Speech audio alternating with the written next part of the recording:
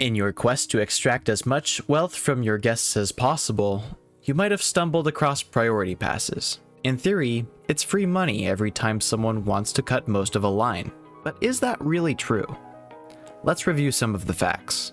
Every guest services building provides priority passes to guests for a price. The more rides there are with long lines, the higher guests will inherently value these passes. The range of price per ride seems to swing between $1.50 and $2.75, but they're not likely limited to just these numbers. Just like other shops and stalls, guests will buy these items as a group, with the time to serve each guest in the group increasing additively based on the group size. The priority pass from the guest's pockets will disappear once the ride begins motion, not when they enter through the priority gate. This means that it is a consumable that guests buy in anticipation of a ride's line being long. Therefore, they will frequent services buildings to purchase these, which scale in price based on the length and existence of every ride and coaster's priority queue in the park. This seems like it would scale to more than $20 per pass if you're optimizing every ride so that it has the extra queue. So, what's the catch? Isn't this just a free money printer? Well, using priority queues in general causes quite a few issues. Most of the threads in forums and discussions about priority queue and passes are rooted in frustration and confusion. Let's talk about each of these issues one by one. Number 1. Priority queue backs up the main queue if it's left empty.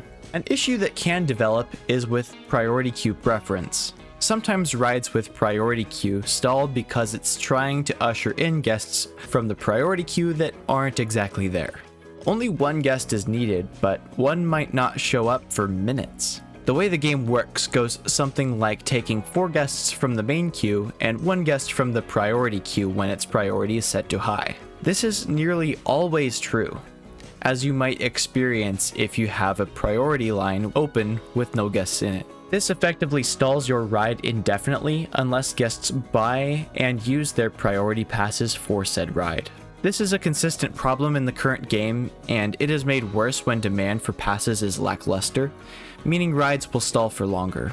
This is a quote from Rocco45 on Steam, and it's worth noting that although most of these are year-old posts, the priority system has not gotten an update yet. Priority is usually set to low as default, or at least it is for me whenever I make one. You can manually set them to a higher priority. Mine are set to the highest, and I've watched the priority cause massive backup at the main queue. However, the entire mechanic seems incomplete. I don't get many guests buying priority and setting them to the highest, causing longer waits in the main. Doesn't seem to entice the peeps into buying them. Number 2. Guests can get soft locked while exiting. For some reason, flat rides with an extra entrance can get stuck if they are exiting when one thing happens. The ride operator leaves through the exit at the end of the ride's motion. This updates the ride in a way that interrupts guest behavior and stops some of them in their tracks. The guests in their idle animations will be standing on the foundation of the flat ride they just rode. The way this updates is by the ride ushering in new guests from the queues, and then all the stuck guests will be warped back to the park entry. This used to softlock guests, and it was more of an issue at that point. And what surprises me even more is that this fix is fairly recent. Frontier didn't advertise this as a bug fix anywhere, and I would very much have liked to know about it when it did get fixed. Number 3. Getting rid of a priority entrance might softlock your game. This is something I have experienced firsthand. If you still have path connected to the priority queue entrance, when deleting it, the ride might flash red like you are intercepting it with an object which cannot be placed there. Nothing is interactable in this state and requires Task Manager or a full game reset outside its functions in order to break the soft lock.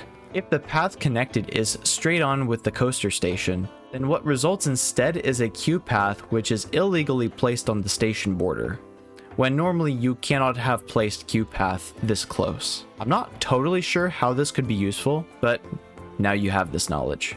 Number 4. Low throughput coasters stall guests in lines forever.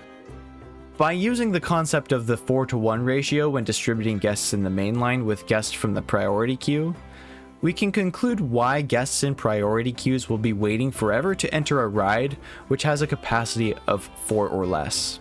The ratio the game uses resets for each loading period. Although it seems slightly different between different rides, throughput doesn't seem to be a factor and is incredibly inconsistent when it comes to specifically coasters. Number 5. Coaster priority queues can sometimes disable upon re-entering a park if they were previously enabled. This seems to happen because the width of the ride entrance is always smaller than the game assumes it to be on load-in. This can lead to the odd circumstance where priority passes off for a coaster or ride, and there's no entrance.